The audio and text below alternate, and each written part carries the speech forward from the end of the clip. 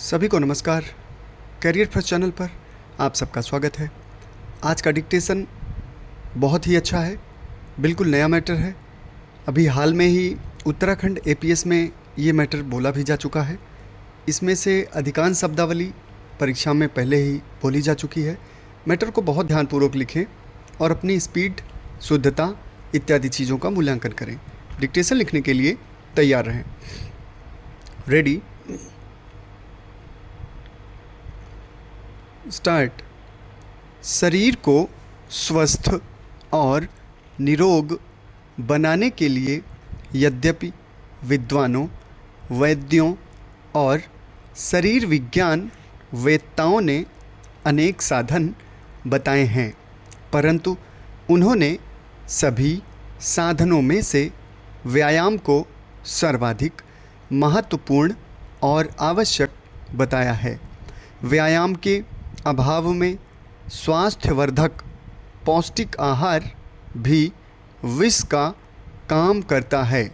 व्यायाम के बिना तो पवित्र आचरण अथवा विवेकशीलता भी अपना कोई प्रभाव नहीं छोड़ पाती, क्योंकि जब आपके शरीर में शक्ति नहीं है तब आप विवेकशील हो ही नहीं सकते। ज्ञान, बुद्धि, विवेक, परिमार्जित मस्तिष्क, ये सब स्वास्थ्य की ही नेमत हैं। स्वास्थ्यहीन व्यक्ति आलसी, अविवेकी, विचारहीन, मूढ़, अकर्मण्य, जिद्दी, क्रोधी, चिड़चिड़े स्वभाव आदि वाला होता है। और स्वास्थ्य की कुंजी है व्यायाम। पैरा, व्यायाम अनेक प्रकार के होते हैं और हो सकते हैं। व्यायाम केवल दंड बैठक करना ही नहीं होता, पुस्तक पढ़ना भी व्यायाम होता है। इस व्यायाम को बौद्धिक व्यायाम कहा जाता है।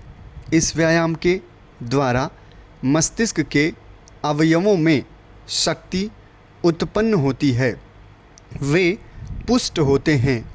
इस प्रकार का व्यायाम करने वाले मनुष्य महान विचारक, चिंतक और ज्ञानवान होते हैं। शारीरिक व्यायाम से शरीर के अंग प्रत्यंग पुष्ट होते हैं। शरीर सुडौल, सुदृढ़ और शक्तिशाली बनता है। चेहरे पर तेज झलकता है। इस व्यायाम के अंतर्गत वे समस्त क्रियाएं समाहित होती हैं जिनसे शरीर के अंग हृष्ट-पुष्ट होते हैं।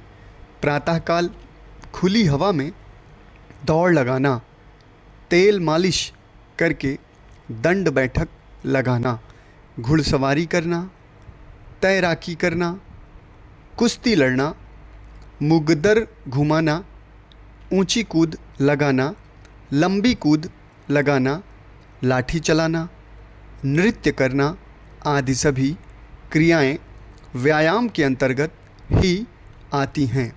कबड्डी, रस्साकसी, मलखंभ भी व्यायाम ही है। Football, volleyball, hockey, tennis, badminton, skating, cricket आदि खेल भी व्यायाम की श्रेणी में सम्मिलित हैं। स्त्रियों के लिए नृत्य करना, घर का झाड़ू पोंछा करना और चक्की चलाना सर्वश्रेष्ठ व्यायाम हैं, परंतु आधुनिक स्त्रियां तो इनसे कोसों दूर भागती हैं, क्योंकि वे इनको पुराणपंथी साधन मानती हैं।